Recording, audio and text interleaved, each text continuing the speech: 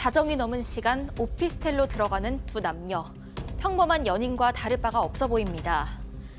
그런데 하루 이틀 그리고 사흘이 지나도 여성의 모습은 어디에서도 보이질 않고 이 남자친구만이 분주히 안팎을 오갑니다. 동생과 연락이 끊겼다 이런 언니의 신고를 받고 여성을 찾기 시작한 경찰. 이 연인의 흔적을 따라서 CCTV를 추적해 나갑니다. 이날 오피스텔 안에선 무슨 일이 있었던 걸까요? 오늘 사건연구소의 키워드는 전 육군 장교가 오피스텔에서 벌인 일입니다. 자, 2016년 사건입니다. 분명 들어갈 땐 둘이 들어갔는데 나올 땐 한 명만 나왔습니다. 역시나 여성이 실종됐죠. 짐작이 가시죠? 자, 일단 사건의 시작부터 한번 살펴보죠. 네, 이게 2016년 2월 17일이 신고가 들어간 날이었습니다. 한 여성이 동생이랑 연락이 안 된다면서 경찰에 신고를 했고요. 그 연락 두절됐다는 동생은 만 20살, 굉장히 어린 여성이었습니다.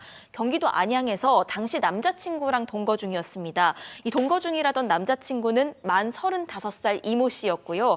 실종 신고 며칠 전인 2월 12일에 이 남자친구가 운영하던 사업체가 있었습니다. 이 사무실을 정리하고 동거하던 오피스텔로 그 짐을 옮겼다고 합니다. 이때까지는 사무실 이사도 같이 한 걸로 보였는데 그 이후부터는 동생이 통화 흔적도 신용카드 사용 내역도 없었던 거죠. 경찰이 이날의 행적부터 쭉 추적을 하기 시작을 합니다.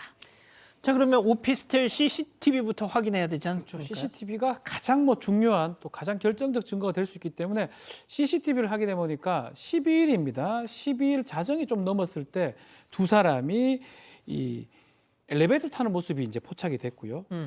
다 나란히 엘리베이터를 탔는데 손을 허리에 두르고 되게 다정하게 탔던 모습이 이제 포착이 됩니다. 사이좋은 연인의 모습이라 할 수 있죠. 근데 그 후에 여성은 나오지 않고요. 남자친구는 계속 나오는데 지금 이 모습 좀 수상한 모습이 좀 보입니다. 14일 새벽입니다. 1시 25분에 커다란 박스를 지금 들고 카트에 실으면서 지하 주차장으로 내려가는 이 모습이 CCTV에 포착이 된 것입니다. 자, 박스, 카트, 뭔가 그냥 들기에는 좀 무겁다 했으니 저런 것 같은데 좀 수상합니다. 그런데 이 남자친구 참고인으로 조사 받으면서는 특별히 이상한 점이 없다라고 굉장히 태연하게 조사를 받았답니다. 두 차례 참고인 조사 받으면서도 아르바이트도 줄줄줄 얘기를 하고 뭐 막힘없이 하나도 거리낄 거 없다라는 듯이 그렇게 얘기를 했었는데 조사를 받다가 갑자기 잠적을 해버린 거예요. 그럼 경찰 입장에서는 이상하다 싶어서 바로 이제 용의선상에 유력 용의자를 올리고 추적을 시작을 했고 2주 만에 대구의 한 찜질방에서 검거가 됐습니다. 일단 뭐 그렇게 어려운 수사는 아니었던 것 같습니다. 그런데 이제 최초에 이 경찰이 이 남성 같은 경우에 별로 의심을 하지 않았던 것이 아까 나왔습니다만 나 장교 출신입니다라고 얘기를 하고 그리고 적극적으로 나도 궁금하다 그렇게 얘기를 하면서 이제 수사에 협조하는 그런 모습을 보였기 때문에 어떻게 보면은 좀 경계를 풀었던 것이죠. 그런데 이제 그 도주를 한 것인데요. 실제로 이제 경찰에 붙잡히고 난 이후에는 자기가 이 여자친구를 살해했다라고 자백을 했습니다.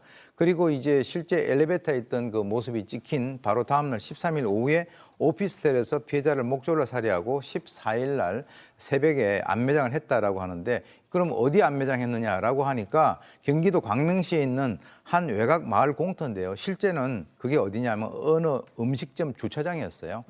주차장에다가 그 안매장을 하고 난 이후에 약 그 70cm 정도 그 안매장을 하고 그리고 이제 은닉하기 위해서 위에다가 무슨 검은 그 가루 같은 걸 갖다가 이렇게 뿌려놨습니다. 그러니까 사실은 저기가 음식점 주차장인데 저거 찾지 못했으면 저 위에 계속 차들 주차할 뻔했어요. 그런데 중요한 거는 마지막까지 정확한 범행 동기는 진술을 하지 않았고 또 살해 경위에 대한 진술 자체도 오락가락했는데 그는 자신의 내면을 보여줘야 하는 것이기 때문이라고 저는 봅니다. 자, 전 육군 장교 출신 30대 이모 씨 당시 모습 잠깐 보고 가시죠. 혐의다 인정하십니까? 전 여자친구한테 한 말씀만 해주시죠. 네? 잘못했습니다. 어떤 걸 잘못하신 거예요? 왜 죽였어요? 양 변호사님. 그러니까 사실 의아하실 거예요. 아까 박스 얘기가 나왔잖아요. 근데 박스 설명을 안 드렸었는데 이유가 있습니다. 경찰도 처음부터 의심을 하긴 했는데 그 박스를 물어보니까 그때 마침 오피스텔 이사 가는 날이어서 폐 전선들을 모아가지고 담은 박스였다라고 그렇게 얘기를 했던 겁니다. 예, 저렇게 얘기를 했고요. 그리고 그럼 여자친구 들어가는 모습은 나오는데 여자친구 어디 갔냐니까 싸우고 나갔다. 그럼 경찰은 아니 들어가는 모습을 찍혔는데 여자친구 나오는 모습은 그 CCTV는 왜 안 찍혔냐 그러니까 내가 그걸 어떻게 하냐 이렇게 나왔다라는 거예요. 근데 이 시청자분들 아니 저 박스 봤는데도 CCTV 잡혔다는데도 그럼 그걸 풀어줬냐라고 하실 텐데 그때 CCTV 상으로는 크게 안 보이고 라면 박스 정도. 아, 저게요? 예, 사람이 들어갈 수 있으리라고는 생각을 못할 정도로 이렇게 보였다라는 겁니다. 그리고 그거 말고는 다른 증거도 없다 보니까 신병을 강제로 구금해놓을 근거가 없었던 거예요, 경찰로서는. 자, 교수님 뭐가 됐든 저 이후에도 자신의 범행을 뭐 감추기 위해서 많은 짓을 했을 것 같은데요. 그렇습니다. 이 범죄 지능을 기초로 해서 소위 그 잔수를 갖다가 많이 썼습니다. 그래서 실제로 이제 살해하고 난 뒤에 피해자의 휴대전화라든가 또 태블릿 PC라든가 이걸 이용해서 자기 그 피해자 언니에게 홍대 간다라고 SNS 메시지를 보내는 등 자작극을 갖다 벌였고요. 또 피해자 친구에게도 나 가는 중 그리고 평소 이제 말투를 흉내내 가지고 어디 왔다 크크크 뭐 알떠 나 그리고 뭐 어디 가고 있다 하는 이런 어떻게 보면 상당히 그 치밀한 것을 보였는데요. 그리고 이제 피해자 휴대전화도 어디에다가 이제 그 버렸냐면 홍대 인근에 버려가지고 수사를 하는 입장에서는 최종 위치값이 서울 마포로 확인되는 등 혼선을 갖다 주기도 하고요. 그리고 이제 수사가 벌어지는 그 기간 동안에 시신을 옮겼던 렌트카를 반납을 하고 살해 직후에는 오피스텔에 시신을 두고 친구와 밥 먹고 당구 치는 이런 아주 잔혹함을 보였습니다. 자, 박 변호사님, 네. 진짜 생각을 해보십시오. 내가 누군가를 살해해서 그 시신을 내가 사는 집에다 놔두고 그걸 놔두고 밖에 나가서 당구를 친다는 이 정신이 이게 온전한 정신일까요? 그렇죠. 참 보통 인간으로서는 좀 쉽지가 않은 상황인데 이 사람 지금 계속 얘기하고 있지만 육군 대위 출신입니다. 학사 장교를 했었고요. 대위로 전역을 하면서 실제로 결혼을 한 전력이 있습니다. 전처와 사이에 2딸도 있었고 양육비를 이제 보냈던 것으로 보이고요. 다만 이제 이 온라인 뭐 대행업체 이런 거를 하면서 집에서 주로 일했었고 채팅에서 이제 이 피해자를 만나가지고 같이 좀 동거를 했던 것으로 지금 보입니다.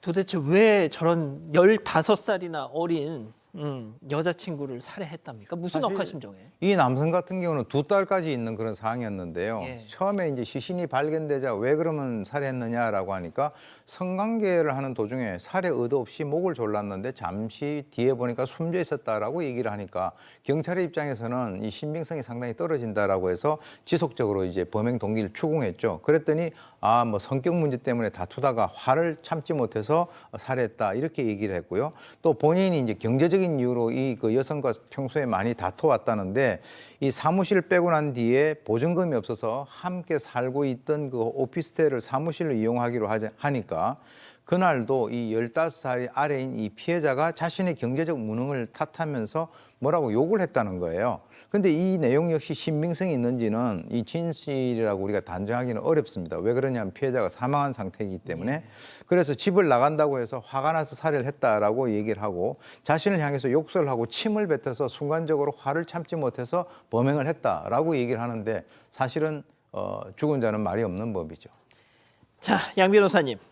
완전 범죄를 꿈꿨던 것 같아요. 네, 그렇습니다. 아까 이제 살해하고 당구장에 갔다는 것 때문에 잔혹하다고만 얘기를 했었는데 그렇게 잔혹한 것뿐만 아니라 굉장히 계획적이었던 게 당구장에 가서 친구들하고 노는 사이에 중간에 살짝 나가서 문구점 들려서 시신을 감쌀 수 있는 도구라든가 아니면 렌터카 같은 걸 마련해놓고 또 들어와서 당구 치니까 주변에 있던 사람들은 그런 일이 있었던 걸 짐작을 못했던 거고요. 그러고 나서 오피스텔에 와서 이제 시신을 캐리어 가방에 넣고 아까 보던 박스 안에 그 가방을 넣었던 겁니다.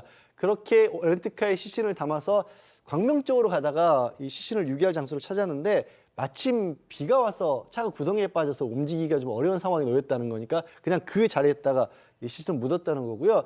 처음에 그 묻은 자리 위에 검은 가루 같은 게 뿌려져 있었다라고 네네. 하잖아요. 그게 뭐냐면 시멘트 가루랍니다. 시멘트 가루. 거기 비가 오니까 인근의 공사 현장에서 시멘트 포대를 가져와서 마침 비가 오니까 이걸 뿌리면 거기가 시멘트가 굳겠거니라고 생각을 하고 그냥 뿌렸다라는 겁니다. 뭐 나중에는 잠깐씩 눈물을 보이기도 했다고는 하는데요. 글쎄요. 진짜 후회일까요? 잘 모르겠습니다. 자, 이 기자. 네, 이 재판 과정에서 추가로 드러난 사실에 의하면요, 이 씨는 평소에도 폭력적인 성향이 있었다고 했습니다. 그래서 이 피해자가 평소에 친구들한테 잡혀온 것 같다, 지옥 같다 이런 문자를 보내기도 했다고 드러났습니다. 이런 와중에 이 씨는 범행한 이후에 피해자, 그러니까 자신의 여자친구의 옷가지나 신발 같은 것들을 의류수거업자에게 팝니다. 그렇게 25,000원을 챙기기까지 했습니다. 검찰은 이런저런 정황을 볼 때 이거 계획적으로 살인을 했다 이렇게 보고 사형을 구형을 했는데요. 여기에 더해서 이 씨의 변호인 측은 아니다, 동거하는 동안 생활비는 물론이고 피해자의 휴대전화 요금까지 다 부담을 했는데 갑자기 이렇게 살인을 계획할 이유가 없다. 다만 이 다투다가 심한 욕설 때문에 모욕감을 느껴서 우발적으로 저지른 짓이다. 이렇게 얘기를 했습니다. 그리고 이 씨는 재판정에서도 울먹이면서 죄송하다, 어떤 벌이든 달게 받겠다 이렇게 얘기를 했습니다. 참 그동안 많은 살인자들의 어떤 사례를 다뤘지만 피해자의 옷가지와 신발을 팔아가지고 그걸 또 많은 돈도 아니고 25,000원을 챙긴 이런 경우는 참 처음 봤는데. 자, 박 변호사님. 네. 어떤 판결이 나왔습니까? 자, 검찰은 사형을 구형을 했는데 법원 재판부는 징역 18년을 선고를 합니다. 구형한 거하고 선고하고 차이가 좀 많이 나죠. 살인죄, 절도죄인데 그 유품 처분한 거 절도죄는 인정을 하지 않았고요. 가장 중요했던 게 계획범죄냐 우발범죄 이 부분입니다. 좀 전에도 얘기를 했지만 정확한 동기라든지 이 부분을 이 피고인이 얘기를 안 했습니다. 그러다 보니까 계획범죄라고 인정이 좀 안 됐던 것 같고 뭔가 우발적인 또 그런 것들이 좀 인정됐고 특히 본인이 이전에 극단적 선택을 하던 이런 기도를 했던 정신과 또 치료를 받았던 전력들이 있어서 이런 것들 감안해가지고 징역 18년이 선고가 됐습니다. 그렇군요. 역시 피해자만 참 억울합니다. 유족만 억울하고요. 이 사건의 진실을 추적하고 싶으십니까? 그렇다면 사반 채널을 구독해주세요. 지금까지 이자연 기자였습니다.